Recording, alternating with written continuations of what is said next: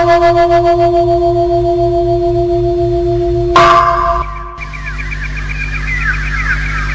รุ่งนี้เป็นวันพระขอเชิญลดละอบายมุขทำจิตใจให้สงบสะอาดปราศจากสิ่งเศร้าหมองทั้งปวงเข้าวัดฟังธรรมแล้วไหว้พระสวดมนต์ตามสมควรสภาอุตสาหกรรมจังหวัดเชียงใหม่ขอเรียนเชิญพุทธศาสนิกชนร่วมบูชาพระพุทธสิหิงค์เชียงแสนสิงห์หนึ่งและเหรียญพระพรหมมงคลในวาระที่หลวงปู่ทองสิริมังคโลได้รับพระกรุณาโปรดเกล้าโปรดกระหม่อมสถาปนาให้เป็นพระราชาคณะชั้นนิรันดร์บัตรที่พระพรหมมงคลวิและหลวงปู่ทองจะเจริญอายุวัฒนมงคลครบ96 ปีและในโอกาสการสถาปนา36 ปีของสภาอุตสาหกรรมจังหวัดเชียงใหม่จึงจัดสร้างพระพุทธรูปเป็นที่ระลึกเพื่อนำรายได้ส่วนหนึ่งมาดำเนินกิจกรรมสาธารณประโยชน์จัดซื้อเครื่องมือแพทย์ให้โรงพยาบาลที่อยู่ห่างไกลผู้สนใจร่วมบูชาพระพุทธสิหิงค์เชียงแสนหนึ่งขนาด9นิ้วหรือ5นิ้วและเหรียญพระพรหมมงคลสามารถสั่งจองได้จนถึง15สิงหาคมนี้ที่สภาอุตสาหกรรมจังหวัดเชียงใหม่ถนนทุ่งโฮเต็น053 304 346-7ครับสวัสดีครับท่านผู้ฟังผมนายชัชชาญเอกชัยพัฒนกุลนะครับผมเป็นรองประธานสภาอุตสาหกรรมจังหวัดเชียงใหม่แล้วก็เป็นประธานจัดสร้างซึ่งเนื่องจากสภาอุตสาหกรรมเราเป็นองค์กรเอกชนที่ก่อตั้งขึ้นมาเพื่อดูแลภาคส่วนผู้ประกอบการทางด้านอุตสาหกรรมไม่ว่าใหญ่ไม่ว่าเล็กและเราเป็นสาขาที่จังหวัดเชียงใหม่ที่ผ่านมาผลงานพวกเราทำเรื่องที่ระหว่างรัฐสื่อสารกับภาคประชาชนเราอยู่ในส่วนของกรอกรอคือคณะกรรมการร่วมภาครัฐเอกชนเราก็จะรับรู้นโยบายรัฐและก็สื่อสารมาถึงผู้ประกอบการในโอกาสที่เราสาขาเชียงใหม่เราครบรอบ36 ปีเราก็เลยคิดว่าเราอยากจะทำอะไรที่เป็นเรื่องดีๆงามๆสักเรื่องหนึ่งเพื่อเป็นที่ระลึกเราก็เลยมองว่าจังหวัดเชียงใหม่เรามีอะไรที่สำคัญก็มานึกว่าทุกช่วงวันขึ้นปีใหม่เนี่ยวันสงกรานต์มีการอัญเชิญพระพุทธสิหิงค์ออกมาแห่รอบเมืองนะครับก็เลยว่างั้นเรามาจัดสร้างพระพุทธสิหิงค์ดีไหมแล้วถ้าสร้างพระพุทธสิหิงค์มันแตกต่างกับที่แล้วมาอย่างไรก็บังเอิญว่าปีนี้เป็นปีที่หลวงปู่ทองของเราพระพรหมมงคลเนี่ยนะฮะหลวงปู่ทองท่านได้รับการแต่งตั้งสมณศักดิ์โดยในหลวงรัชกาลที่10ของเราปีนี้อายุมงคลก็ครบ96 ปีพอดีเราก็เลยมองว่า2เลขมงคลเนี่ยเป็นเรื่องดีงามเราก็เลยไปขออนุญาตปรึกษาท่านก็เมตตาให้เราจัดสร้างโดยพระพุทธสิหิงค์องค์นี้พิเศษคือเราจะมีสร้างขึ้นมา2รุ่นนะรุ่นหนึ่งคือ9นิ้วจำนวนสร้างก็96องค์แล้วก็มีรุ่น5นิ้วจำนวนสร้างก็400กว่าองค์พิเศษคือหลวงปู่อนุญาตให้เราทำเหรียญหลวงปู่ทองแปะอยู่ที่ฐานพระนะครับแล้วใต้ฐานพระท่านก็อนุญาตให้เราบรรจุเกศาและจีวรของท่านเพื่อเป็นสิริมงคลในการกราบไหว้เพราะหลวงปู่ทองก็เป็นพระปฏิบัติองค์สำคัญองค์หนึ่งของจังหวัดเชียงใหม่เราแล้วก็ยังมีการสร้างเหรียญก็มีเหรียญทองเหรียญเงินแล้วก็เหรียญทองแดงก็สร้างในจำนวนจำกัดเพราะนั้นในโอกาสอันเป็นมงคลก็อยากเชิญชวนพ่อแม่พี่น้องนะครับว่าเรามาร่วมบุญกันรายได้ที่ได้มาเราแบ่งเป็น2 ส่วนหนึ่งเราตั้งใจว่าเราจะเอาไปจัดซื้อเครื่องมือแพทย์ให้กับโรงพยาบาลห่างไกลเช่นโรงพยาบาลอมก๋อยโรงพยาบาลกัลยาณิวัฒนาอย่างนี้เป็นต้นส่วนหนึ่งและอีกส่วนหนึ่งก็เอาไว้ใช้ในกิจกรรมของสภาอุตสาหกรรมเราดำเนินกิจกรรมโดยไม่มีเงินสนับสนุนจากภาครัฐใดๆทั้งสิ้นเลยได้จากสมาชิกล้วนๆแล้วเราก็ทำเรื่องราวเยอะแยะที่ไม่ได้เป็นข่าวอย่างเช่นเรื่องทุนควันเรื่องอะไรเนี่ยเราก็ออกมาร่วมในการดำเนินหาวิธีการแก้ไขมาเป็นเวลาหลายปีรวมถึงการไปปลูกป่าไปอะไรเยอะแยะไปหมดก็กิจกรรมลึกๆของเรามีเยอะมากเพียงแต่ว่าเราอาจจะอยู่ในคนละวงที่ไม่ได้สื่อสารกันเราทำกิจกรรมดีๆเยอะทีนี้ค่าใช้จ่ายเราก็มีมากอันนี้ก็เป็นส่วนหนึ่งในการแบ่งค่าใช้จ่ายออกเป็น2 ส่วนก็อยากจะขอเชิญชวนคงจะเป็นโอกาสแรกโอกาสเดียวที่เราสร้างโดยมีเส้นเกศาและจีวรของหลวงปู่ทองซึ่งปีนี้ท่านก็อายุตั้ง96แล้วท่านก็เมตตาให้เราได้มีโอกาสทำสิ่งดีงามก็อยากเชิญชวนพ่อแม่พี่น้องมาร่วมสร้างกุศลด้วยกันนะฮะสร้างเรื่องดีๆงามๆด้วยกันครับที่สภาอุตสาหกรรมจังหวัดเชียงใหม่เบอร์โทรศัพท์053 304 346-7ขอเชิญนะครับทำบุญร่วมกันรายได้ก็ไปทำแต่สิ่งดีงามให้คืนกับบ้านกับเมืองมีอีกเรื่องหนึ่งถ้าท่านพลาดโอกาสหรืออย่างไรเนี่ยก็อยากเรียนเชิญวันที่21 สิงหาเวลาบ่ายโมงตรง บ่ายโมงตรงเป็นต้นไปเนี่ยเราจะทำพิธีพุทธาภิเษกที่วิหารไร่คำวัดพระสิงห์โดยมีหลวงปู่ทองหลวงปู่บัวเกศหลวงปู่สังหลวงตาม้าแล้วก็ครูบาจันตะวัดกู่เต้านะครับแล้วก็หลวงพ่อวัดลำเปิงแล้วก็หลวงพ่อวัดพระสิงห์ครับร่วมพุทธาภิเษกก็อยากเรียนเชิญสาธุชนถ้ามีเวลาก็ไปร่วมพิธีอันเป็นมงคลนี้ด้วยกัน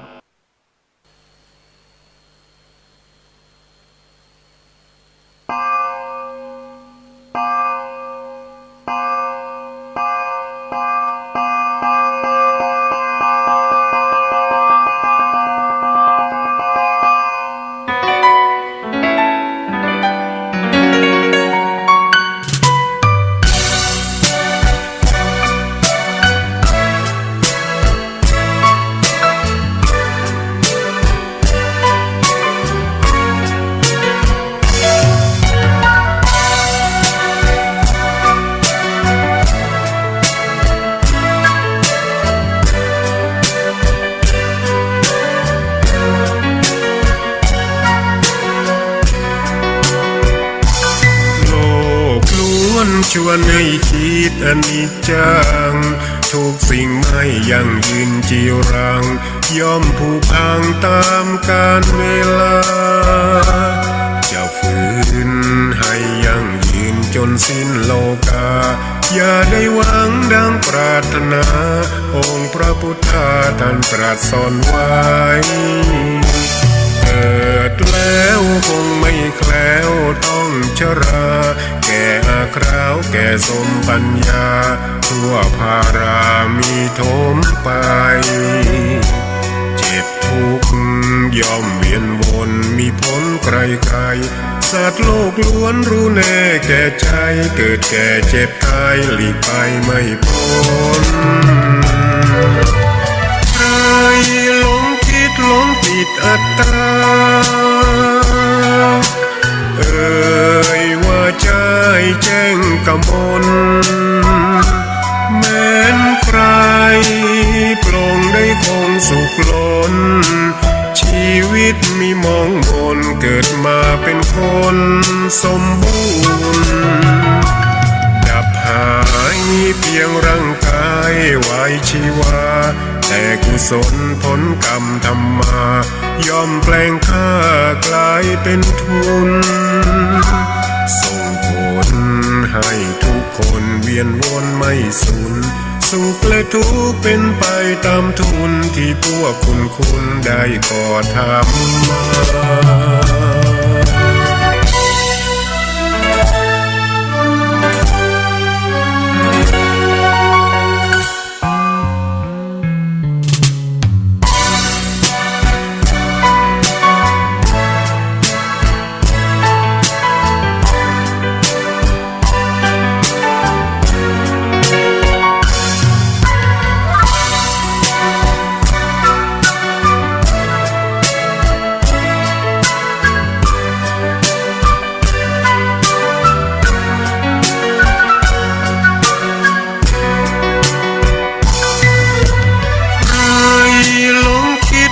ติดอัตตาว่าใจแจ้งกมลแม้นใครปลงได้คงสุขล้นชีวิตมีมองมนเกิดมาเป็นคนสมบูรณ์ดับหายเพียงร่างกายไว้ชีวาแต่กุศลผลกรรมทำมาย่อมแปลงค่ากลายเป็นทุนส่งผลให้ทุกคนเวียนวนไม่สูญสุขและทุกข์เป็นไปตามทุนที่พวกคุณได้ก่อทำมา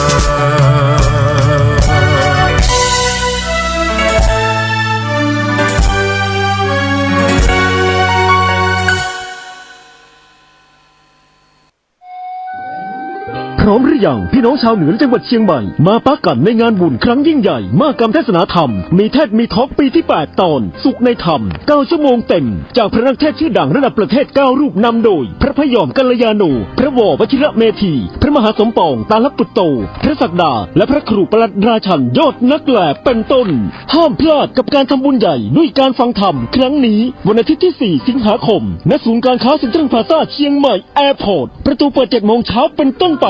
ชมฟรีสอบถามข้อมูลเพิ่มเติมโทร 0869770112 หรือ ID Line @oknet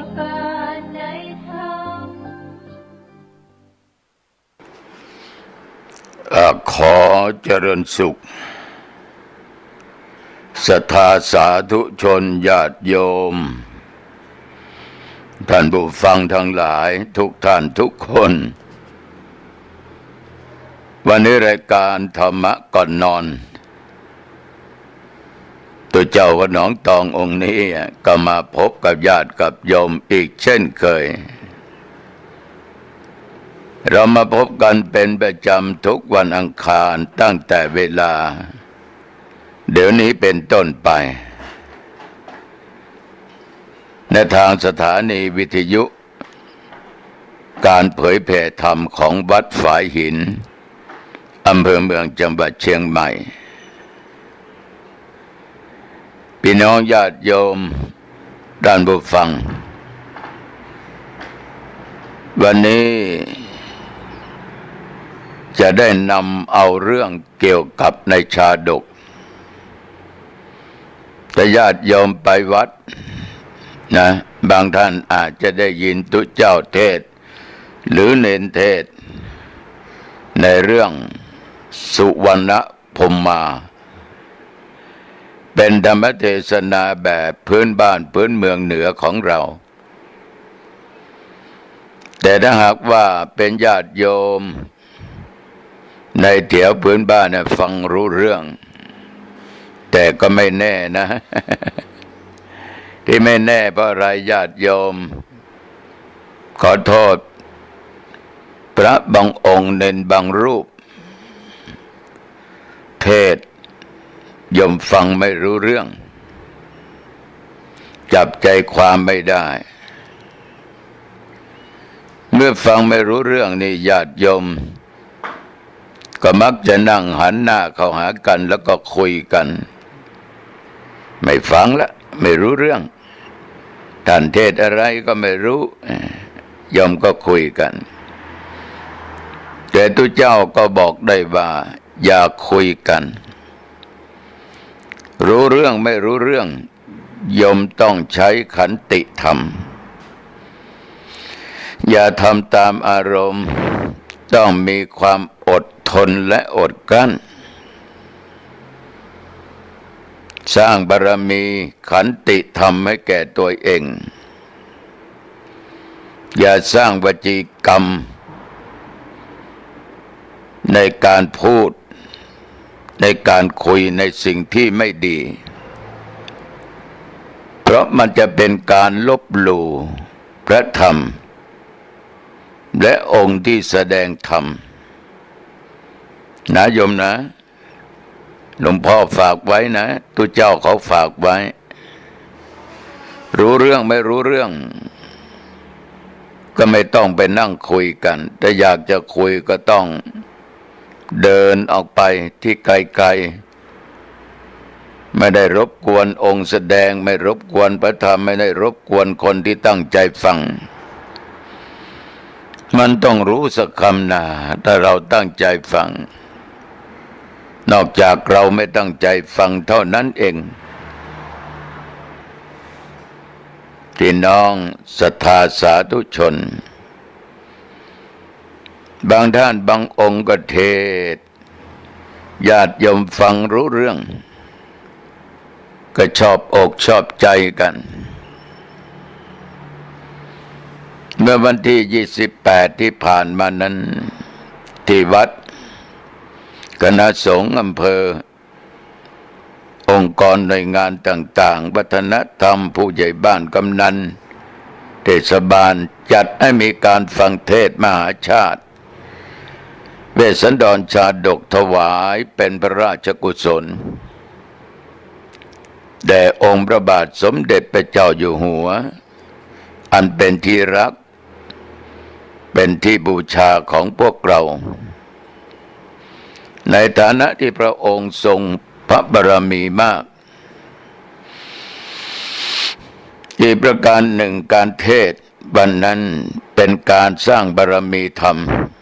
ให้แต่ละท่านแต่ละคนเพราะการฟังเทศน์มหาชาตินั้นอาตมาได้พูดไปแล้ว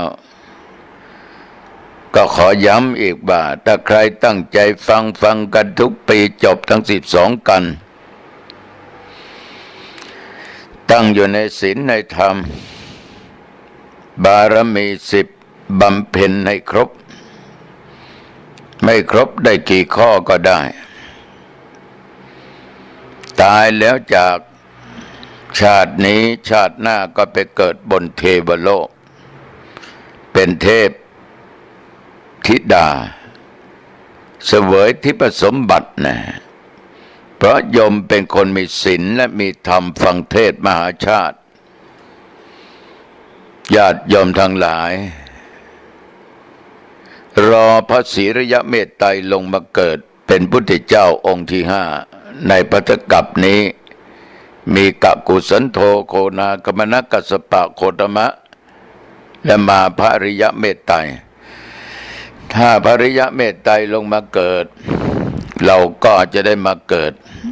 ในศาสนาของพระศรีระยะเมตไตรโอ้โหมีแต่ความสุขมันไม่เหมือนปัจจุบันเพราะคนก็มีศีลมีธรรมอาหารการกินเครื่องบริโภคประโภคก็คงจะเป็นของทิพย์เหมือนกันนะญาติโยมทั้งหลายวันนั้นพระสงฆ์ก็เทศกันเนนก็เทศดุจเจ้าก็เทศอาตมาก็เทศญาติโยมบางคนก็มาพูดว่าอุ้ยตุองค์นั้นเสียงดีนะท่านแต่ฟังไม่ค่อยรู้เรื่องมันเลอกันไปหมดตุองค์นั้นก็เสียงดีใช้ได้แต่ตุลุงเนี่ยไม่ว่ากันนะเพราะเป็นเสือเก่า ขอบใจเฒ่าแล้วแก่แล้วญาติโยมทั้งหลายแต่โยมทุกคนที่ไปเมื่อวันที่28ไปทุกสารทิศนะไม่เฉพาะสถาวัดหนองตองใกล้เคียงในอำเภอหางดงต่างอำเภอจะเป็นแม่แตงแม่ริมแม่แตงสันทรายอำเภอดอยสะเก็ดแม่อ่อนสังกำแพงอำเภอเมืองก็ไปเยอะสารพีก็ไปเยอะถึงจังหวัดลำพูนหางดงสำปะตองแม่วางโดยหล่อจำตองมาจากลำปางก็มีนะโยมนะ มากันเยอะเป็นแฟนรายการธรรมะที่อาตมาภาพจัดออกตามสถานีวิทยุต่างๆโยมบางคนฟังตั้งแต่การแรกเกิดทศพรจนถึงจบนครกันบางคนยังไม่กลับ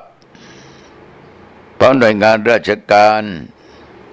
และพระสงฆ์จัดการถวายพระพรชัยมงคลเฉลิมพระชนมพรรษาของพระบาทสมเด็จพระเจ้าอยู่หัวพระสงฆ์สามเณร100 กว่ารูปเกือบ200สวดชยมงคลคาถา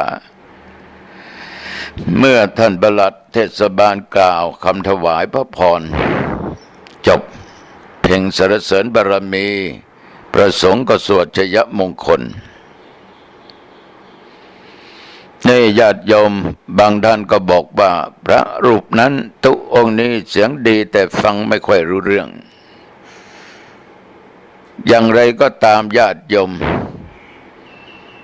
ถ้าเป็นธรรมพื้นบ้านเนี่ยเรื่องสุวรรณภูมิมาถ้าเป็นคนภาคกลางมานั่งฟังเนี่ยนะก็อาจจะรู้บ้างไม่รู้บ้างนะแต่ถ้าคนอยู่พื้นเพทางเชียงใหม่ลำพูนพื้นบ้านพื้นเมืองจะฟังรู้เรื่องแต่ที่ไม่รู้เพราะนั่งคุยกันอย่างหนึ่งเพราะพระเทศไม่รู้เรื่องอย่างใดก็ตามอาตมาภาพเทศญาติโยมได้ฟังสถานีวิทยุคลื่น96จันทร์การพุธ ทำเรื่องนี้มีญาติโยมติดตามฟังกันเยอะแฟนพันธุ์แท้แยะหน่วยงานราชการพี่น้องราชการบำนาญผู้ป่วยไม่ได้ไปไหนก็เปิดวิทยุฟังตัวเจ้าหนองตองเทศเรียกว่าแฟนคลับเยอะนะแต่มาดีใจภูมิใจคิดเสมอว่าวันหนึ่งเนี่ยจะมีคนนั่งฟังธรรมาภาพเทศเนี่ยหลายพันคนเพราะเจอญาติโยมไปที่วัดเจองานนิมนต์ต่างๆโยมก็จะพูดว่านี่แฟนพันธุ์แท้นั้นหลวงพ่อฟังวันจันทร์วันอังคารวันพุธตลอดเวลาโอ้ได้ยินโยมพูดอย่างนี้แต่มาก็ชื่นอกชื่นใจเป็นยาหอมนะโยมนะยาหอม ขอบใจในธรรมเรื่องสุวรรณภูมิมีตอนหนึ่งอันนี้อาตมาจะเก็บมาพูดให้ญาติโยมฟังมีลูกเศรษฐีโยมทั้งหลายตายแล้วทิ้งทรัพย์สมบัติไว้มากทีนี้เมื่อพ่อตายมีลูก2 คนก็แบ่งปันทรัพย์สมบัติไอ้คนผู้พี่ไม่เอานะยกให้น้องชายหมดญาติโยมบอกว่าไม่เอาพี่ขอเอาคำสอนของพ่อความรู้ของพ่อไปขายก็พอแล้วเรื่องเงินทองเป็นของนอกกายถ้าไม่ตายก็หาได้ลูกเศรษฐีคนโตก็จำเอาคำสอนของพ่อเอาความรู้นี่ไปขายมันมีอยู่5 คำ 5 ความหมายด้วยกันทีนี้ในเมืองพาราณสีนั้นเจ้าบ้านเจ้าเมืองชื่อว่าโบกลพัตตะก็เป็นคนที่มีสติปัญญาเป็นคนตั้งอยู่ในศีลอยู่ในธรรมญาติโยมทั้งหลายเจ้าเมืองนั้นประกาศลูกเศรษฐีก็เข้าไปหาเมื่อเข้าไปหาแล้วเจ้าโบกลพัตตะก็ถามลูกเศรษฐีที่เขามาพูดว่า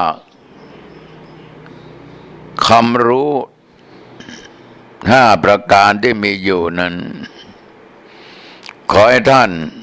ได้พูดออกมาเราจะชอบใจไม่ชอบใจ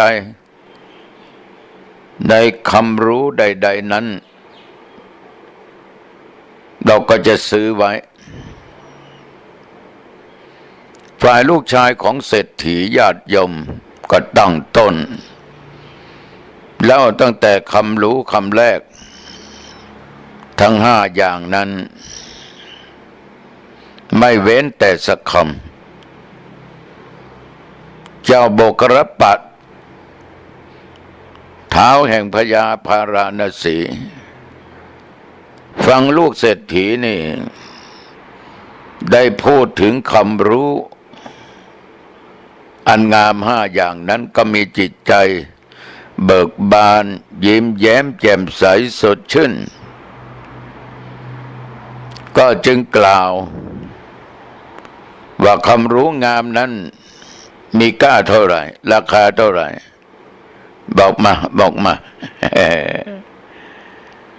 ลูกเศรษฐีก็กล่าวว่าคำรู้ทั้ง5นั้นค่าราคานั้นไม่หลาย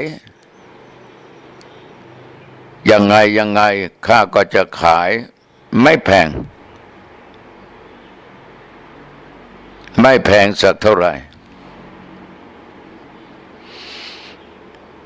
ฝ่ายพญาโบกลพัตตะก็ได้พูดได้จากับลูกของเศรษฐี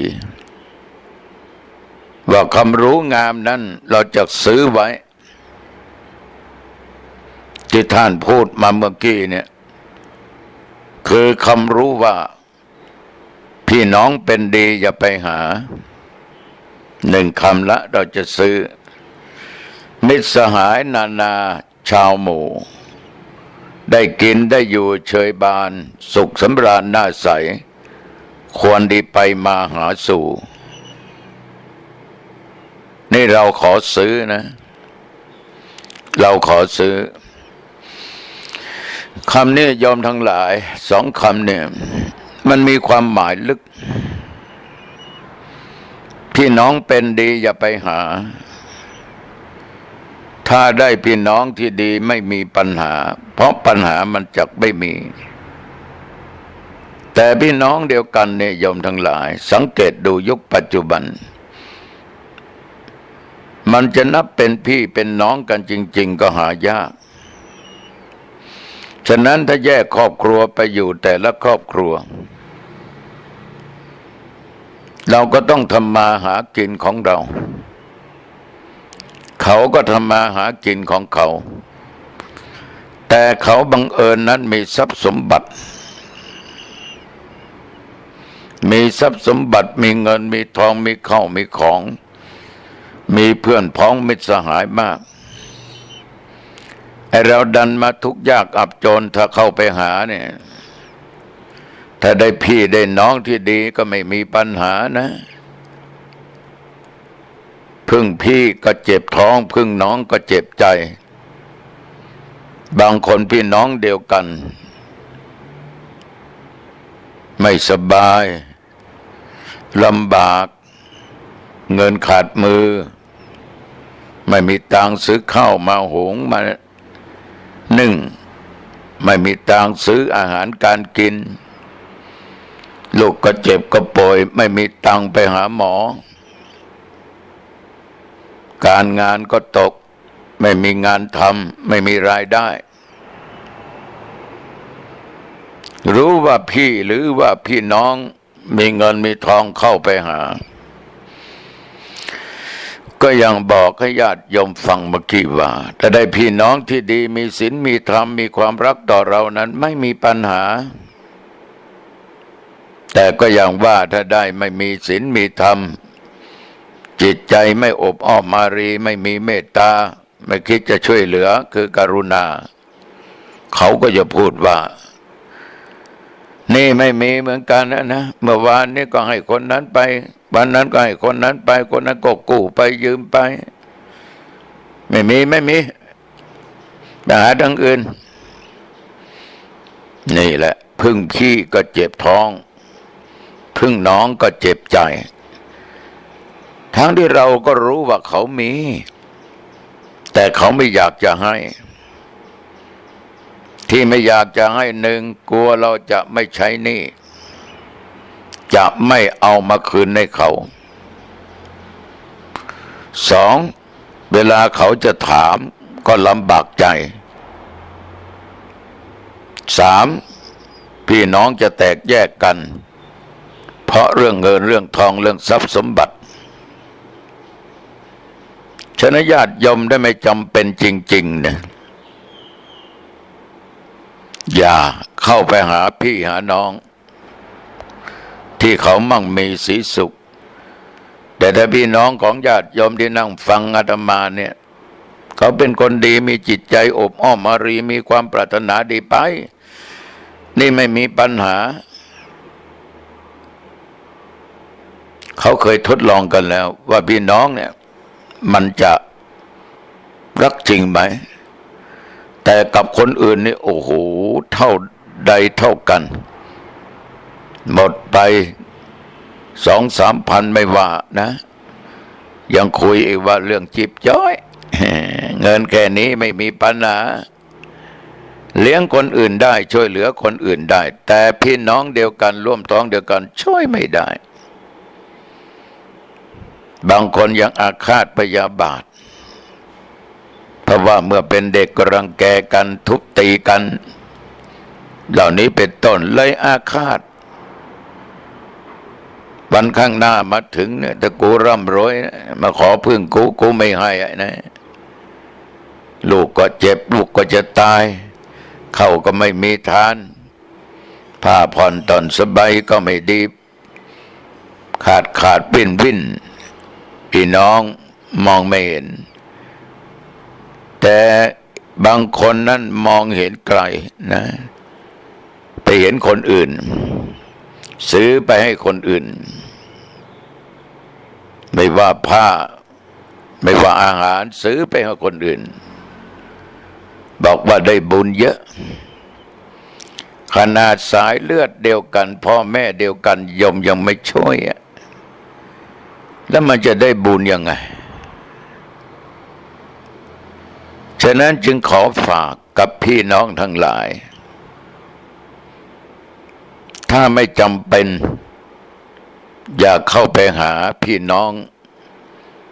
ที่มีเงินมีทองแต่ได้บอกได้ว่าถ้าพี่น้องเรามีศีลมีธรรมไม่มีปัญหาอันนี้ข้อหนึ่งที่บกรปัตตะซื้อข้อที่สองมิตรสหายชาวหมู่ได้กินได้อยู่อย่างสุขสำราญน่าใส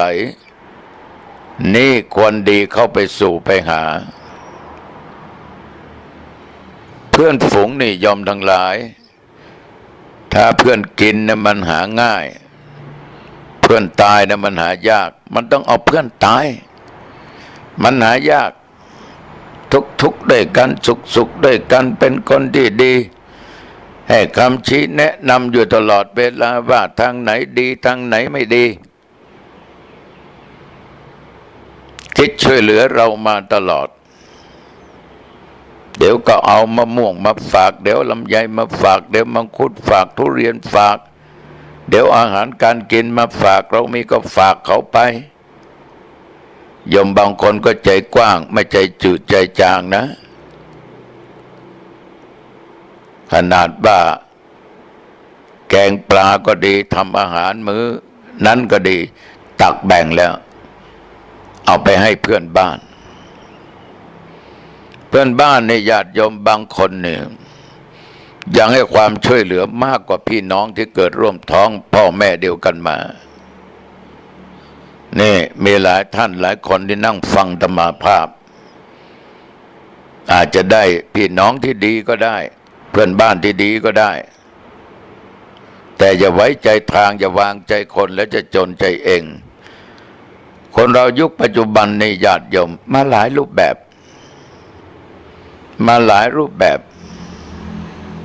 แต่เราก็ไม่ควรทิ้งเพื่อนบ้านของเราที่เขามีอยู่มีกินอยู่สุขสบายดูใบหน้ายิ้มแย้มแจ่มใสมีปัญหาอะไรไปปรึกษาได้แกเขาช่วยเหลือใดก็ได้ถ้าเขาให้ยืมของให้ยืมเงินยืมทองยอมสัญญากับเพื่อนฝูงมิตรสหายว่า1 เดือนจะมาใช้หรือ2-3 เดือนจะมาใช้เมื่อให้สัญญาต่อเพื่อนฝูงแล้วเราต้องมีสัจจะนะต้องมีสัจจะว่าจะส่งคืนเมื่อนั้นเมื่อนี้ก็ส่งคืนจริงๆถึงมันไม่ครบถึงไม่มีก็เอาคำพูดไปส่งคืนบอกว่าขอโทษนะเดือนนี้ลำบากมากมีก็พอกินพอใช้ไม่ลืมนะไอ้เจ้านี่มันจะโกรธมันไม่โกรธจะอาฆาตพยาบาทมันไม่เอาเราถือว่าเราก็คืนให้ด้วยความพูดแต่ของต่างๆเราต้องคืนให้เขาไปมันเป็นสิ่งที่มัดจิตมัดใจสาธุชนญาติโยมมัดจิตมัดใจจริงๆฉะนั้นเพื่อนบ้านได้ดีก็ไปมาหาสู่กันได้นะอันนี้ลูกเศรษฐีได้ขายคำรู้เหล่านี้แก่เจ้าเมืองของธาราณสีคือโบกขลปัตตะณสถานที่นั้นญาติโยมมันก็มีอามาตย์คนหนึ่งนะมีอามาตย์คนหนึ่งญาติโยมอามาตย์คนนี้ก็นั่งตรงนั้น ได้ยินได้ฟังลูกเศรษฐีพูดก็มาขอซื้อไม่ใช่อามาตย์ขอโทษนะพ่อค้าสะเปามาขอซื้อเอาคำรู้มาขอซื้อเอาคำรู้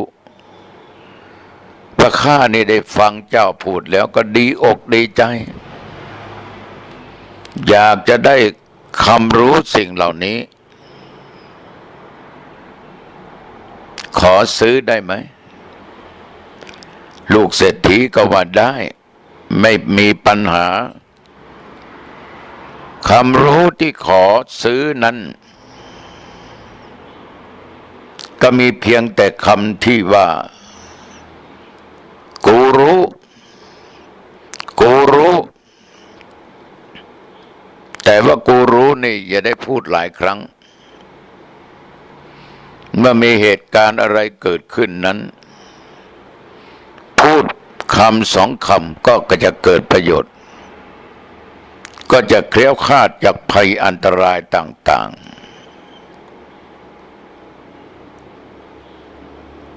เวลานั้นญาติโยมมีอามาตย์ผู้หนึ่งซึ่งนั่งใกล้กับบุคลภัตตะฟังลูกเศรษฐีพูดก็ดีอกดีใจขอซื้อคำรู้ที่ว่ากันไข้หันก็ให้มันดูกันว่าใครรู้ก็อย่าหลับนอนมันเป็นคำสอนมาแต่ดั้งเดิมอามาตย์ขอซื้อลูกเศรษฐีได้เงินจากเจ้าโบกรปัตตะ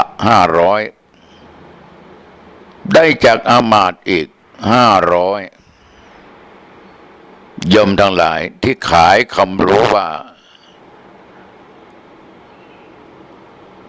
ใครหันก็ให้ดูใครรู้ก็อย่าหลับนอนนี่แน่นอนญาติโยมทั้งหลายเราอยากจะเห็นอะไรนั้นต้องมันดูอยากจะเห็นวัดอยากจะเห็นพุทธรูปอยากจะเห็นพระองค์นั้นองค์นี้ต้องมีความอยากเห็นในทางที่ไม่ใช่ว่าอยากเห็น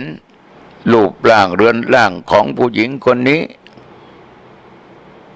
ดันไปถ่ายคลิปเขาถูกจับ ถูกปรับติดคุกติดตารางไปก็มีเพราะความที่อยากเห็นแล้วก็ไปมันดูแต่มันดูในทางที่ไม่ถูกที่มันผิดศีลธรรมผิดกฎหมายบ้านเมืองใครหันก็มันดูโยมดูสิ่งที่ดีๆตามันมีหน้าที่ไว้ดูให้มันดูสิ่งดีๆอย่างเมื่อวันที่28ผ่านมา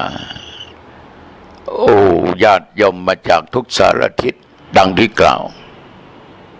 แต่มาถามว่าโยมรู้ได้ยังไงว่าทางวัดจะจัดฟังเทศน์มหาชาติเวสสันดรชาดกรู้ได้ยังไงโยมก็บอกว่าฟังทางวิทยุที่ท่านพระครูประกาศและได้รู้ได้เห็นเพื่อนฝูงที่เป็นเพื่อนกัลยาณมิตรกัลยาณธรรมเพราะเพื่อนเหล่านี้เวลามาชักมาชวนไปที่ไหนมักจะไปทางดีทั้งนั้นไปวัดทั้งนั้นอีกประการหนึ่งฟังรายการธรรมะของหลวงพ่อเป็นประจำแต่ไม่รู้ว่าวัดหลวงพ่ออยู่ตรงไหนองค์ไหนที่เทศยังไม่รู้จักหลวงพ่อก็อยากจะเห็นใบหน้าค่าตาอยากจะเห็นรูปร่างลักษณะจะสูงจะต่ำจะดำจะขาวยังไงก็ไม่รู้ เมื่ออยากรู้อย่างนั้นแล้วก็ต้องมันไปดู ญาติโยมบางท่านเมื่อไปถึงวัดโอ้ได้ยินแต่เสียงนะหลวงพ่อก็อ้วนดีนะอายุเท่าไหร่ละคะปีนี้ก็ตอบไปเล่นๆว่า37ก็หัวเราะกันห้ามกลับนะโยมนะเมื่อหลวงพ่อไม่ให้กลับก็ไม่กลับก็จะเอา37นี่แหละ ก็นึกกันไปอย่างนั้นนะโยม ระวังนะมันต้องกลับว่าปีนี้อายุได้73อายุ73เนี่ยญาติโยมทั้งหลายนอกจากเราได้รู้เราได้เห็นแต่ความรู้ต่างๆนั้นถ้าอยากให้รู้อย่าหลับอย่านอนอย่าหลับอย่านอนเหมือนวันที่28ญาติโยมศรัทธาสาธุชนไปนั่งฟังเทศน์ที่บทวิหารเต็มเขาอยากจะรู้ว่าธรรมหาชาติเวสสันดรชาดกที่เป็นชาติหนึ่งของพระพุทธเจ้าพระชาติที่ทรงบำเพ็ญบารมีธรรมพระชาติที่เกิดเป็นพระเวสสันดรมีความเป็นมาอย่างไรญาติโยมก็ไม่หลับไม่นอนกันนั่งเก้าอี้ไม่นอนไม่หลับถ้านอนบนเก้าอี้ก็ตกอะนะแต่ถ้าได้หิวน้ำอยากจะขับถ่ายหนักถ่ายเบาปวดเอวปวดหลังปวดแหลโยมก็ออกจากวิหารเดินไปที่โรงทานก็ได้กินข้าวกินก๋วยเตี๋ยวละ แล้วก็กลับมานั่งนี่ญาติโยมทั้งหลายโยมที่มาเมื่อวันที่28แต่มาว่าได้ความรู้หลายอย่างว่าพระเวสสันดรเป็นลูกของใครมีมเหสีชื่ออะไรมีลูกมีเต้ากี่คนชื่ออะไรบ้างในที่สุดบวชอยู่ที่ไหนศึกออกจากการเป็นฤาษีกลับเข้าบ้านเข้าเมืองเพราะเหตุไรแล้วก็ดำเนินชีวิตอย่างไรถ้าญาติถ้าโยมไม่หลับโยมก็จะรู้ฉะนั้นท่านบอกว่าอยากได้รู้ก็อย่าหลับโยมบางท่านบางคนไปประชุมที่โน่นที่นี่หลับพวกชอบหลับเวลาเข้าประชุมพวกที่นั่งตรงกลางพวกที่หนีกลับบ้านคือพวกที่นั่งข้างหลังนี่บางคนนะโยมนะบางคนไม่ได้ว่าทุกคนหรอกมันเป็นอย่างนั้นจริงๆไอ้บางทีนั่งเก้าอี้ก็หลับกับเก้าอี้เลยตรงกลางบางทีเขาเลิกหรือหมดเวลามันยังหลับอยู่เห็นแกหลับแกนอนมากจนเกินไปทีนี้สำหรับพ่อค้าสำเภานั่นโยมทั้งหลายก็ได้ขอซื้อคำว่ากูรู้ผลปรากฏว่าลูกเศรษฐีได้เงินตั้งเยอะตั้งแยะไม่น้อยนะไม่น้อยได้เงิน1,000 กว่าโยมทั้งหลายในชีวิตของตัวเองก็เป็นเศรษฐีแทนพ่อได้เพราะว่าเอาความรู้ต่างๆนี้ไปขายแล้วมันก็ได้ผลจริงๆคนที่ซื้อไปสาธุชนญาติโยมขอพูดถึงพ่อค้าสำเภาก็แล้วกันนะมีวันหนึ่งญาติโยมพ่อค้าสำเภาเนี่ย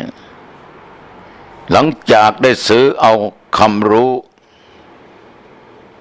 ก็กุ ลีกุจอนะโยมนะลงสู่เรือลงสู่สำเภาจะออกไปค้าขายต่างบ้านต่างเมืองตามบ้านเมืองเล็กเมืองใหญ่เมืองน้อย7 วันมารอดเมื่อออกเรือจากฝั่งไปสาธุชนไม่เห็นบ้านไม่เห็นเมืองเลยเห็นเพียงแต่ท่าลงกับทรายเท่านั้นเองทีนี้เวลานั้นพระอาทิตย์ตกต่ำตกเย็นมานี่ถ้าพระอาทิตย์ตกนกทั้งหลายที่ออกหากินก็กลับก่อนเข้าหลับเข้านอนกันคุณ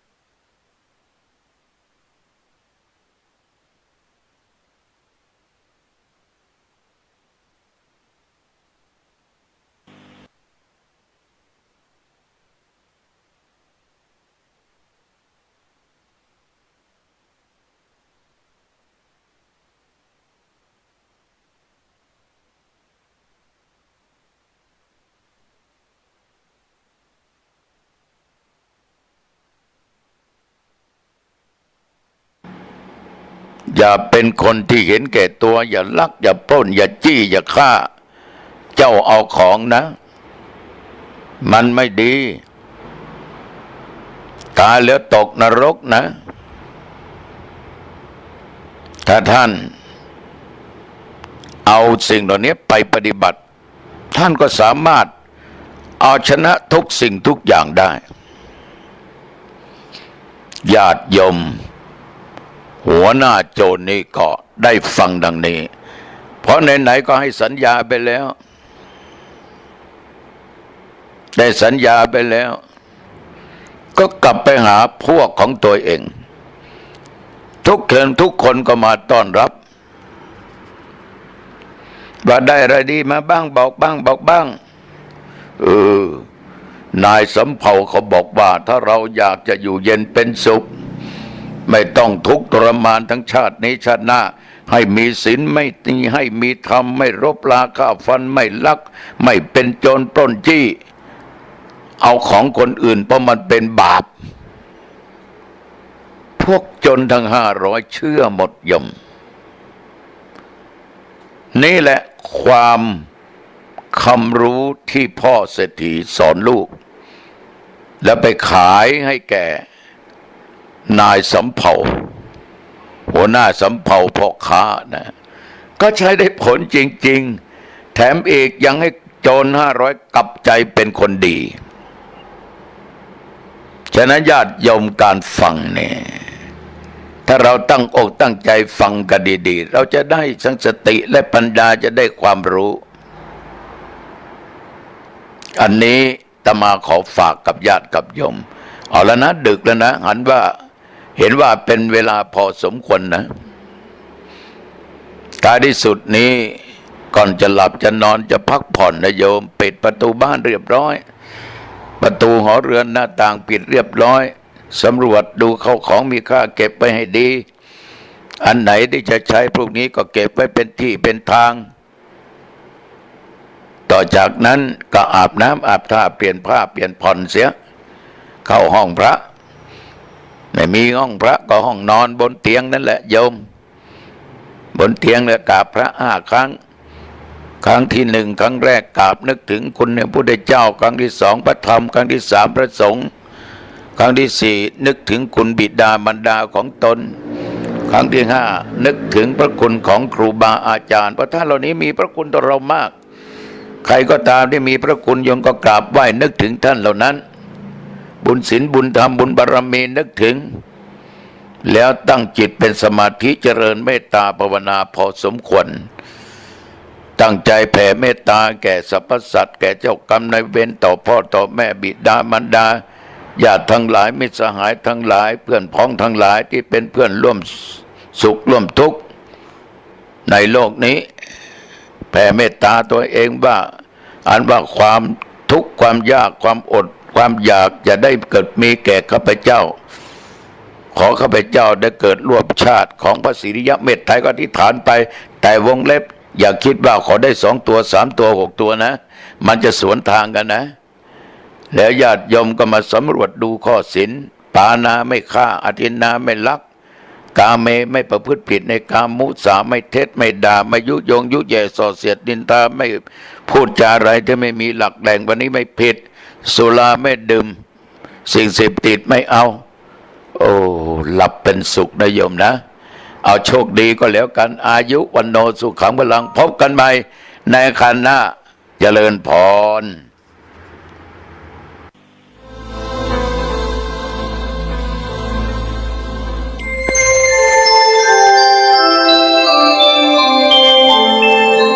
ขณะนี้ท่านกำลังฟังสถานีวิทยุกระจายเสียงพระพุทธศาสนา FM 104.5 เมกะเฮิรตซ์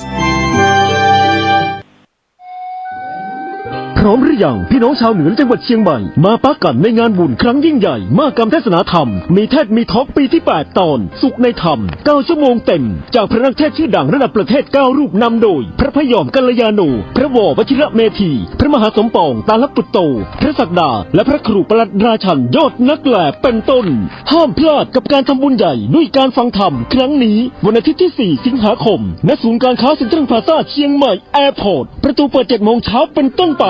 ชมฟรีสอบถามข้อมูลเพิ่มเติมโทร 0869770112 หรือ ID Line @oknet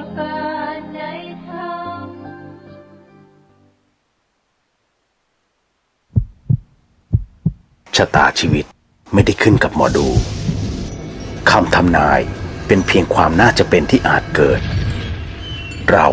คือผู้กำหนดทางเดินกรรมคือผู้กำกับชีวิตเลือกทำเลือกคิดในสิ่งที่ถูกในวันนี้ด้วยความปรารถนาดีจาก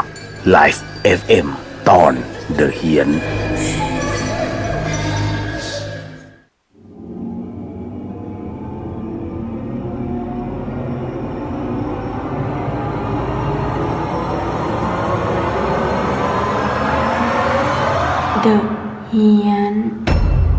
เข้าสู่ในช่วงของเฮียนสยอง2 เรื่องนะครับนะฮะในค่ำคืนนี้ครับก็ต้องบอกก่อนฮะน้องๆครับคุณผู้ฟังครับว่า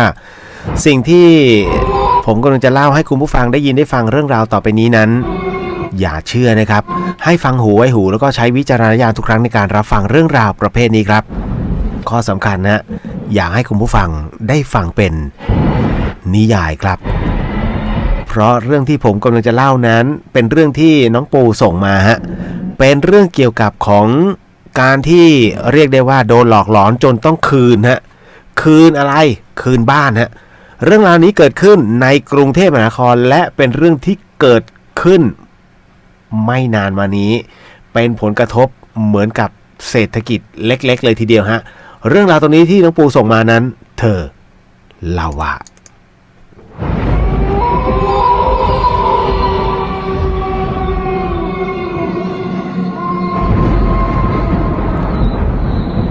น้องเขาบอกอย่างนี้ครับคุณผู้ฟังครับบอกว่าเรื่องที่เกิดขึ้นเนี้ยเกิดขึ้นที่กรุงเทพนะคะพี่เลียวแล้วมันเกิดตรงที่พุทธมณฑลค่ะนะฮะพี่เลียวรู้จักโรงงานเคเดอร์ไหมคะโอ้โหดังมากครับโรงงานเคเดอร์ฮะนะเป็นโรงงานตุ๊กตาสมัยก่อนนะฮะแล้วก็มันโดนไฟไหม้ผมต้องบอกก่อนว่าผมมาอยู่ในเหตุการณ์อันนี้ผมเท้าความก่อนนะก่อนที่ไปเข้าเรื่องฮะคือโรงงานเคเดอร์เนี่ยเป็นโรงงานของชาวไต้หวันซึ่งเขาผลิตตุ๊กตานะฮะออกขายทั้งต่างประเทศแล้วก็ในประเทศแต่ในขณะเดียวกันมันเกิดเหตุโศกนาฏกรรมก็คือว่ามันมีคนงานคนหนึ่งฮะคุณผู้ฟังครับอันนี้ฟังไว้ด้วยนะเป็นอุทาหรณ์ก็คือว่ามีคนงานคนหนึ่งเนี่ยลงมาพักแล้วก็สูบบุหรี่พอสูบบุหรี่เสร็จปุ๊บก็โยนบุหรี่ทิ้งนะฮะแต่ไอ้ตรงที่เขาทิ้งไปเนี่ยมันเป็นส่วนที่เขาเก็บพวกเส้นใยสังเคราะห์ที่ใช้ในการยัดไส้ของตุ๊กตามันก็เลยเป็นเชื้อไงฮะพอเป็นเชื้อปุ๊บทั้งหมดทั้งมวลนั้นโรงงานนี้มีพนักงานทั้งหมด 2,000 กว่าคน 2,000 กว่าคนนะฮะแต่ที่อยู่ในจุดตรงที่เกิดเหตุเนี่ยมีอยู่ประมาณประมาณ600 คนประมาณนี้ฮะและทั้งหมดทั้งมวลนั้นอยู่ชั้น2กับชั้น3นะฮะทั้งหมดมี5ชั้นนะฮะแต่ไอ้ตรงที่มันไฟไหม้เนี่ยปรากฏว่าเพลิงมันเกิดขึ้นปุ๊บสิ่งแรกที่เจ้าของทำคือสั่งเลยฮะสั่งให้ปิดประตูที่มันเกิดเหตุเป็นเหตุโศกนาฏกรรมตายทั้งหมด188 ศพถ้าผมจำไม่ผิด188 ศพแล้วบาดเจ็บสาหัสเนี่ย400 กว่าคนนะครับที่เป็นอย่างนั้นเพราะว่าเจ้าของซึ่งเป็นชาวไต้หวันสั่งให้ล็อกประตูข้างล่างครับเหตุเพราะกลัวคนงานขโมยตุ๊กตาออกไปฮะคือเหตุทุเรศมากนะครับมันจึงได้เกิดเหตุโศกนาฏกรรมตรงนี้เกิดขึ้นผมก็อยากจะถามเขาเหมือนกันนะจริงๆเนี่ยคือไม่ได้เจอตัวคือตำรวจจับไปก่อน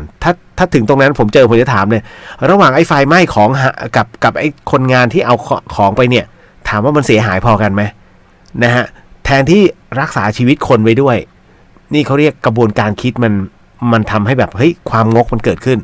นะฮะเนี่ยมันก็เลยเกิดเป็นโศกนาฏกรรมก็คือทั้งหมดทั้งมวลนั้นที่รีบวิ่งหนีกันเนี่ยเขามาออข้างล่างไอ้ตรงที่ประตูมันโดนล็อกจากข้างนอกอะฮะเขาเปิดไม่ได้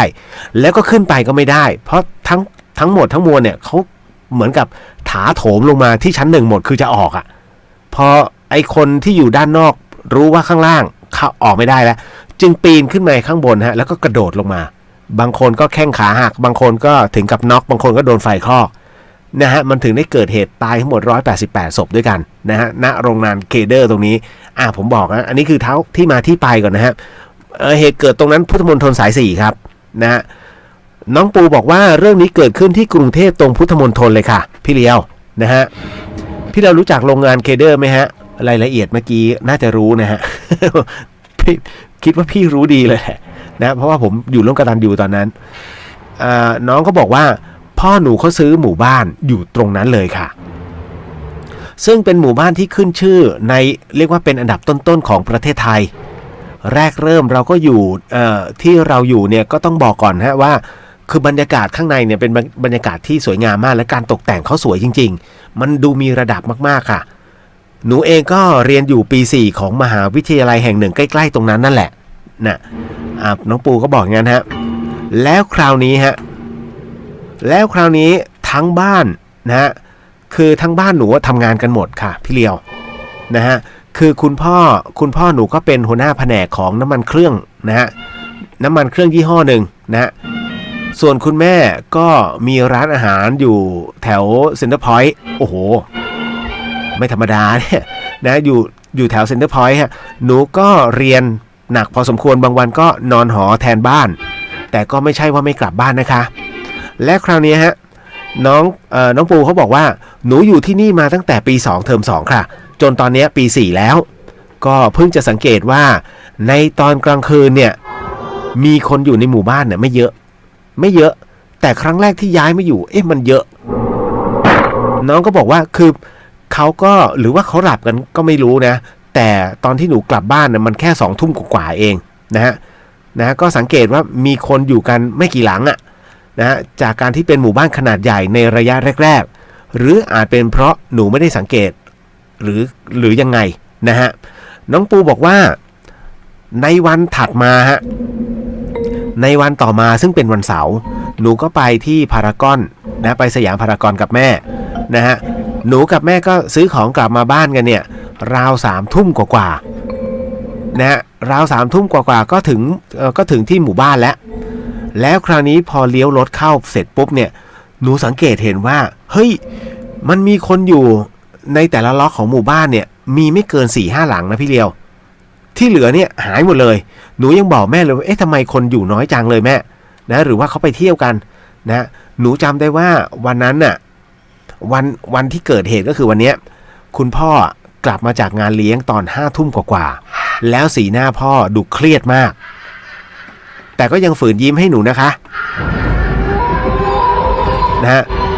น้องก็ยังบอกว่าแล้วแม่ก็ถามนะแล้วแม่ก็ถามพ่อว่าพ่อเครียดอะไรพ่อก็ตอบว่าพรุ่งนี้บ้านข้างๆเราเขาจะย้ายออกหนูก็งงค่ะแต่วันนั้นเนี่ยหนูอยากได้น้ำแข็งมาทำขนมนะหนูอยากได้น้ำแข็งมาทำขนมหวานก็เลยขอพ่อเอารถออกนะฮะเอารถออกไปซื้อตอนที่ไปซื้อเนี่ยก็ยังไม่มีอะไรหรอกพี่เดียวแต่ตอนกลับนี่แหละก็สงสัยว่าในขณะที่กำลังขับรถเข้ามาในหมู่บ้านแล้วก็เข้ามาในส่วนล็อกของบ้านของหนูเนี่ยในโซนบ้านน้องปูก็บอกว่ามันมีคนมาจากไหนไม่รู้มีคนมาจากไหนเยอะแยะไปหมดเลยนะฮะเดินกันในซอยบ้านหนูแล้วหนูก็อยู่เกือบสุดซอยแต่คนพวกนี้ก็ยังเดินมุ่งหน้าไปทางท้ายซอยซึ่งต้องบอกว่ามันเป็นทางตันแล้วก็เป็นทางที่เขาใช้กลับรถกันหนูก็เลยรีบแซงมาแล้วก็เข้าบ้านจากนั้นก็เข้าบ้านไปแล้วก็บอกพ่อนะฮะบอกพ่อไปว่ามีคนงานเต็มเลยนะเดินอยู่ในซอยของเราไม่รู้ว่าเขาจะไปไหนกันพี่เรียวคะอันนี้น้องปู่ก็บอกว่าพี่เรียวคะนี่มันก็จะ4 ทุ่มแล้วนะทำไมคนที่เดินยังเยอะอยู่พอแม่ออกไปดูแม่ก็บอกว่าไม่เห็นใครนะฮะเอาหมาหอนเลยฮะหน้าสถานีอันนี้วัดไฟหินนะฮะล้อมรอบไปด้วยสุสานนะครับต้องบอกก่อนฮะของแท้พอแม่เดินออกไปดูก็ไม่มีใครฮะน้องปูบอกว่าคือแม่ก็กลัวว่าคนที่พวกหนูจะเห็นเนี่ยน่าจะเป็นพวกที่เหมือนกับว่ามาดูลาดเราว่าบ้านหลังไหนที่ไม่มีคนอยู่เขาก็อาจจะเข้าไปขโมยของนะฮะแม่ก็กลัวแต่พอปรากฏว่าแม่ออกไปเนี่ยไม่มีใครนะฮะ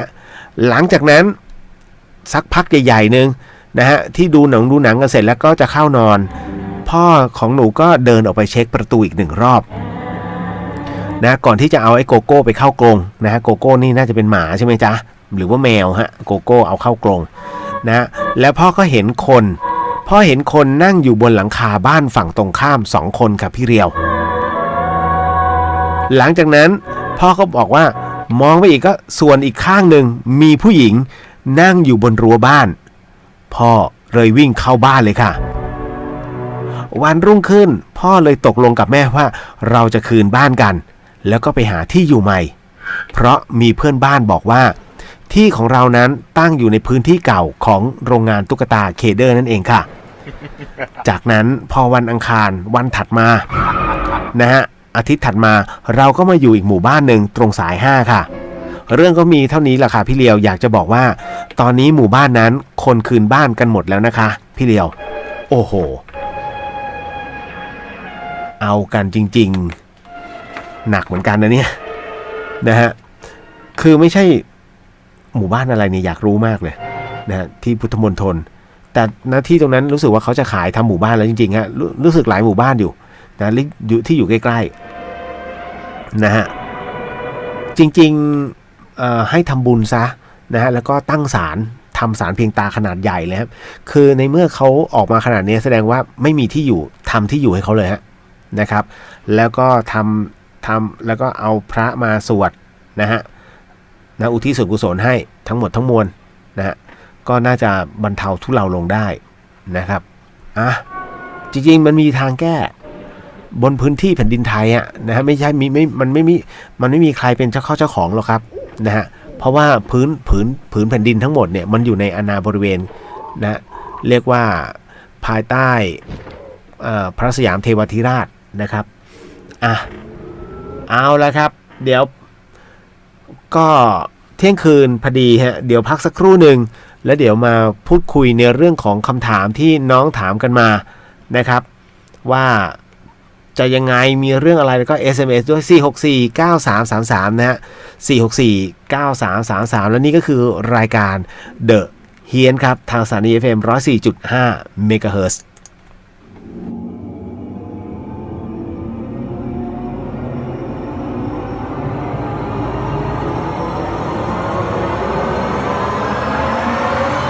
เดอะเฮียน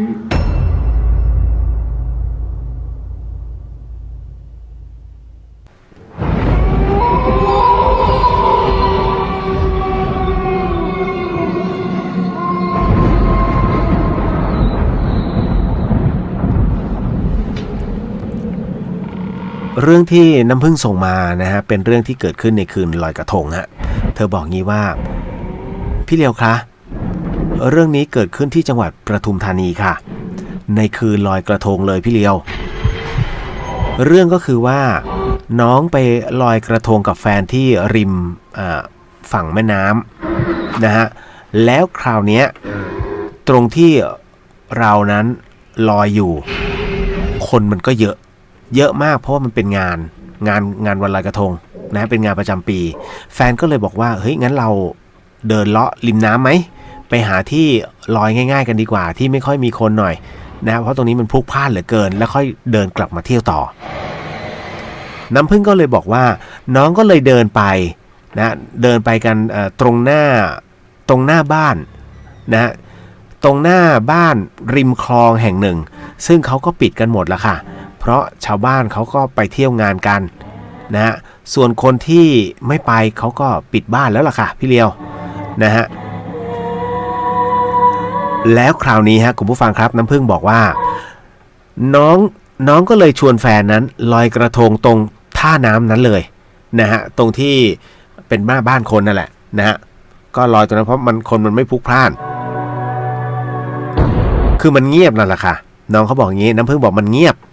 จากนั้นเราก็ต่างคนต่างอธิษฐานซึ่งกันและกันนะฮะแล้วก็นำเหรียญ10 บาทลงไปใส่ในกระทงครับน้ำพึ่งบอกว่าน้องก็ดูว่ากระทงของเราทั้งคู่นั้นจะลอยคู่กันไปได้นานแค่ไหนแล้วคราวนี้ค่ะน้องกับแฟนก็มองไปตามกระทงไปเนี่ยก็ไปเห็นว่ามันมีเด็ก3 คนค่ะพี่เรียวพายเรือกันมาโดย2 คนนั้นเขาก็ว่ายน้ำไปด้วยแล้วก็เกาะนะฮะเกาะหัวเรือไปด้วย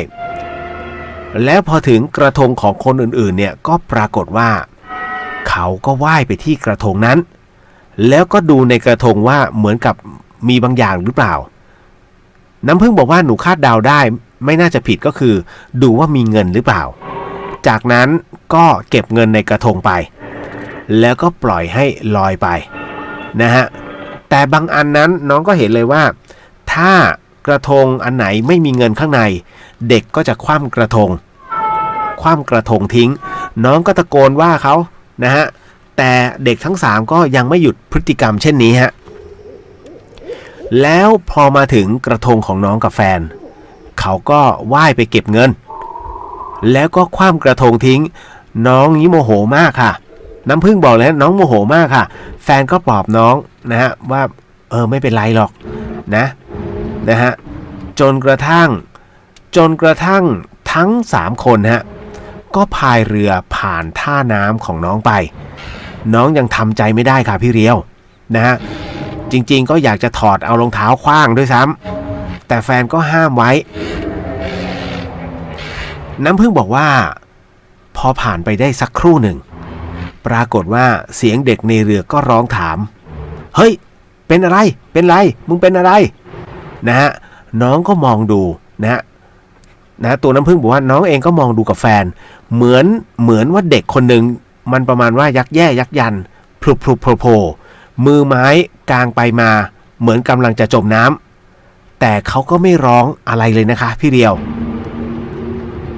ท่ามกลางความตกใจของใครอีกหลายคนแต่ก็คงไม่มากเพราะว่าอันนั้นมันเป็นช่วงของท้ายน้ำนะฮะเพราะมันอยู่ท้ายงานเขาก็เห็นกันนะแล้วมันมีแสงจากกระทงนะฮะจากเทียนจากกระทงเนี่ยก็ส่องให้เห็นอยู่ว่าเด็กนั้นเด็กเหล่านั้นตลอดเวลาปรากฏว่าเด็กที่อยู่ในเรือพยายามเอาพายยื่นให้ส่วนอีกคนที่ว่ายไปหากระทงก็รีบว่ายกลับมาแล้วก็รีบตะกายขึ้นเรือค่ะแล้วคราวนี้น้ำพึ่งบอกว่าเสียงน้องที่อยู่ในน้ำก็ตะเบงว่าช่วยด้วยช่วยด้วยกูโดนดึงกูโดนแล้วก็บุ๋มบุ๋มบุ๋มบุ๋มบุ๋มฮะแล้วก็กำลังจะจมฮะปรากฏว่าไอ้ช่วงนั้นเองครับเป็นช่วงที่มันมีบางอย่างเกิดขึ้นฮะเธอบอกว่าน้ำพึ่งบอกงี้ว่ามันมีร่างผู้หญิงโผล่มาทางด้านหลังของน้องเขาค่ะพี่โผล่มาแค่แวบเดียวจริงๆนะแค่ชั่ววินาทีเลยด้วยซ้ำแล้วผู้หญิงคนนั้นก็จมลงไปในน้ำแล้วน้องคนนั้นก็กำลังจะจมแต่โชคดีตรงที่ว่าเด็กอีกคนหนึ่งบนเรือยื่นพายให้แล้วเขาจับได้คว้าพายได้คราวนี้ไอ้ทั้งสองคนนะเด็กสองคนที่อยู่บนเรือก็ช่วยกันลากขึ้นมาช่วยกันลากขึ้นเรือแล้วจากนั้นทั้งสามก็เลยรีบพายกลับนะฮะพายกลับอย่างรวดเร็วผ่านท่าน้ำที่น้องนั้นยืนอยู่กับแฟนฮะตรงนั้นแหละพี่เลียวไม่น่ากลัวเท่าไหร่แต่ที่มันน่ากลัวคือน้องกับแฟนแล้วก็ใครอีกหลายคนเห็นเหมือนมีบางอย่างค่ะมันมีบางอย่างว่ายตามเรือนั้นไปว่ายไปติดแฟนบอกว่าเป็นผู้หญิงเพราะเห็นแค่ส่วนหัวกระหม่อมนะเป็นเส้นผมยาวมากลอยตามเรือนั้นไปน้ำพึ่งบอกว่าน้องก็ไม่อยากจะนึกว่าทั้ง3คนจะเป็นอย่างไรน้องคิดว่าน่าจะเป็นเพราะว่าที่พวกเขามาเอาเงินของคนที่ลอยกระทงกันแน่ๆค่ะพี่เรียวนั่นก็คือเรื่องราวที่น้ำพึ่งส่งมาฮะคุณผู้ฟังครับผมบอกฮะว่าไอ้เงินที่เขาใช้อธิษฐานเนี่ยคือการลอยกระทงเป็นประเพณีไทยตั้งแต่โบราณนะครับนะฮะนางนพมาศเพิ่งจะมามีในสมัยอยุธยานะครับจริงๆแล้วนางนพมาศนะในสมัยสุโขทัยไม่มีนะครับแต่คราวนี้ต้องบอกก่อนฮะว่าการที่เขาลอยกระทงกันเนี่ยมันก็คล้ายๆกับการที่เราบูชาผีต้นน้ำนะฮะที่ชาวปากยอเขาทำกันแต่ของเรานั้นเป็นการบูชาหรือว่าขอขมานะฮะขอขมาลาโทษกับพระแม่คงคาหรือว่ากระแสน้ำหรือว่าสายน้ำที่เราใช้ไปบางคนอาจจะแอบถมน้ำลายบางคนอาจจะทิ้งขยะลงไปคือก็เป็นการที่เรียกว่าขอขมาลาโทษคือเป็นประเพณีที่สวยงามแต่พอยุคหลังๆเนี่ยเริ่มมีไอเดียเกิดขึ้นคือใส่เหรียญลงไปพอใส่เหรียญลงไปมันก็มีอีกประเภทหนึ่งคนอีกประเภทหนึ่งคือกูก็มีไอเดียมั่งคือหารายได้คือพายไปเพื่อเอาเหรียญนั้นจากพวกแก นั่นคือต่างคนต่างมีไอเดียไงนะเพราะฉะนั้นผมถึงได้บอกว่าเฮ้ยใครที่ไปเก็บเนี่ยเขาลอยเนี่ยเหมือนกับว่าบางคนอธิษฐานลอยเอาบาปนั้นนะฮะหรือว่าเอาสิ่งไม่ดีเนี่ยไปตามนั้นแต่คุณไปเก็บเอาสิ่งไม่ดีของเขาเนี่ยซึ่งมีมูลค่า10 บาทหรือว่า1 บาทหรือ5 บาทอะไรก็แล้วแต่คุณกลับมาเก็บสิ่งไม่ดีเข้าหาตัวแล้วคุณคิดว่ามันจะดีหรือไม่ดีฮะชีวิตนะแล้วในขณะเดียวกันขึ้น15ค่ำเดือน12พระจันทร์เต็มดวงอยู่แล้วฮะแล้วเดือน12ด้วยคุณพระช่วยนะฮะเป็นอีก1วันนะฮะที่เขาเรียกว่า3ภพเปิดถึงกันเพราะฉะนั้น คนที่รับตรงนั้นไปนี่ซวยสุดๆนะฮะผมถึงได้บอกว่ามีลูกมีหลานเตือนนะอย่าไปนึกคึกขนองคือจริงๆมันก็อยากได้แหละหลายคนก็อยากได้เงินน่ะ5 บาท10 บาทพอไปซื้อหนมแต่บางครั้งก็เตือนนะฮะมันไม่คุ้มเสียนะครับแต่บางคนก็ถามถ้าไม่เก็บแล้วสุดท้ายแล้วมันจะไปอยู่ตรงไหนมันก็จมลงใต้